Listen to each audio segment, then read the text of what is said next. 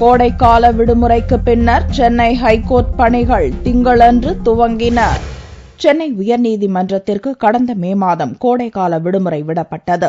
அவசர வழக்கிற்காக வாரத்தில் 2 நாள்கள் உயர்நீதிமன்றம் இயங்கி வந்தன. கோடைக்கால விடுமுறைக்கு பின்னர் ஜூன் 3ஆம் தேதியான திங்களன்று சென்னை உயர்நீதிமன்ற பணிகள் வழக்கம் போல் துவங்கின. சென்னை உயர்நீதிமன்றம் 1 மாத காலம் கோடை விடுமுறைக்கு பிறகு இன்றைய தினம் தனது பணியை துவக்கியுள்ளது.